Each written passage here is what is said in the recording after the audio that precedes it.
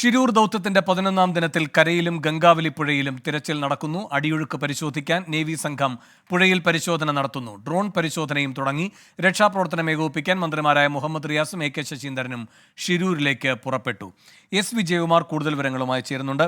വിജയകുമാർ, ഈ ദൗത്യത്തിൽ ഇന്ന് എന്തെങ്കിലും ഒരു ലക്ഷ്യമായി ഇവർ മുന്നോട്ട് വയ്ക്കുന്നുണ്ടോ? ഈ നേവി ആയാലും അതുപോലെ തന്നെ കര കേന്ദ്രീകരിച്ചുള്ള പരിശോധന നടത്തുന്നവരായാലും.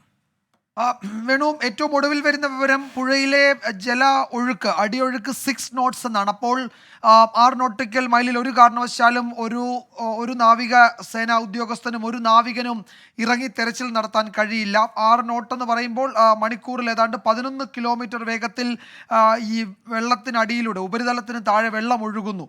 ഒരു കാരണവശാലും ഒരു മനുഷ്യന് അതിൽ നിലനിന്നുകൊണ്ട് എന്തെങ്കിലും ചെയ്യാൻ കഴിയില്ല. ഉറപ്പായും ആ ഒഴുക്കിനെ അതിജീവിച്ച് നിൽക്കാൻ കഴിയില്ല. ആ ഇറങ്ങുന്നയാൾ ഒഴുകിപ്പോകും. നമുക്കറിയാം, 2 or 3 നോട്ടിൽ മാത്രമേ ഒരു പരിചയസമ്പന്നനായ നാവികനെ ജോലി ചെയ്യാൻ കഴിയൂ. 2 നോട്ട് എന്ന് പറയുമ്പോൾ ഏതാണ്ട് 3.7 കിലോമീറ്റർ വേഗത്തിൽ ഒരു മണിക്കൂർ വെള്ളം ഒഴുകുന്നു എന്നതാണ്. ഇനി 3 നോട്ടാണെങ്കിൽ 5.55 കിലോമീറ്റർ വേഗത്തിൽ ഒരു മണിക്കൂർ വെള്ളം ഒഴുകുന്നു. അപ്പോൾ ഈ 3 സാഹചര്യവും അവിടെ രൂപപ്പെട്ടു വന്നിട്ടില്ല. അതുകൊണ്ട് 3ലും 2ലും എത്താൻ ഇനിയും സമയമെടുക്കും, പക്ഷേ ദിവസങ്ങൾ എടുത്തേക്കാം.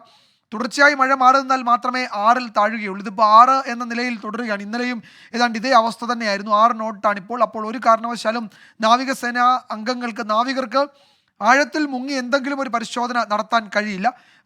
അതിൻ്റെ ഉപരിതലത്തിലെ സർവേ മാത്രമാണ് ഇപ്പോൾ നാവികസേന നടത്തുന്നത്.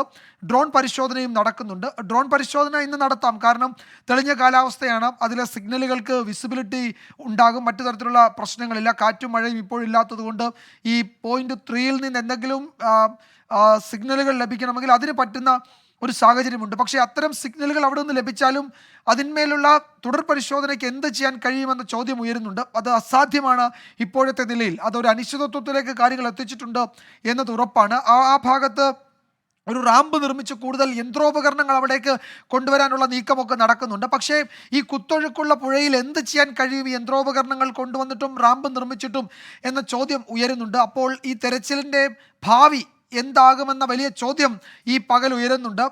ഏതെങ്കിലും തരത്തിൽ ഇന്നലത്തേതിൽ നിന്ന് മുന്നോട്ട് പോകാൻ കഴിഞ്ഞിട്ടില്ല ഇതുവരെ എന്നാണ് മനസ്സിലാക്കാൻ കഴിയുന്നത്.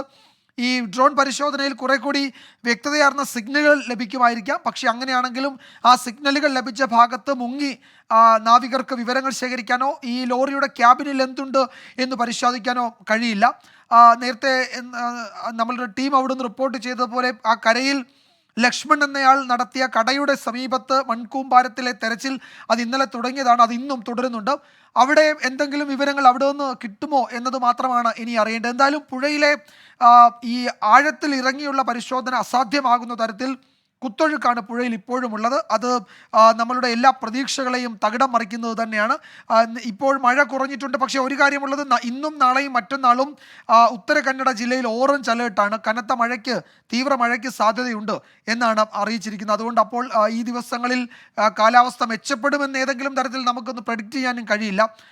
ഇടവിട്ട് കനത്ത മഴ എന്ന് തന്നെയാണ് അവിടുത്തെ കാലാവസ്ഥാ മുന്നറിയിപ്പ്. നമ്മൾ 2018 കേരളത്തിൽ ഉണ്ടായ പ്രളയ സമാന സാഹചര്യത്തിൽ അന്നുണ്ടായതിന് തുല്യമായ മഴ എന്ന് വെച്ചാൽ അതുപോലെയുള്ള മഴ പേമാരിയാണ് ഉത്തര കന്നഡ ജില്ലയിൽ ഈ ദിവസങ്ങളിൽ പെയ്തത് എന്നാണ് അവിടെ ഉള്ളവർ പറയുന്നത്. അപ്പോൾ ചെറുതല്ലാത്ത മഴ തുടർച്ചയായി പെയ്യുന്നു. അത് ആ പ്രദേശത്ത് മാത്രമല്ല, നദിയുടെ ഉദ്ഭവ മേഖലകൾ, പ്രത്യേകിച്ച് അതിൻ്റെ അത് കടന്നു വരുന്ന അതിൻ്റെ മേഖലകളിലൊക്കെ കനത്ത മഴ പെയ്യുകയാണ്. അപ്പോൾ ആ മഴ തുടരുന്ന സാഹചര്യത്തിൽ ഈ 6 നോട്ട് എന്ന ഒഴുക്കിൽ ഒന്നും ചെയ്യാൻ കഴിയില്ല എന്നതാണ് വസ്തുത.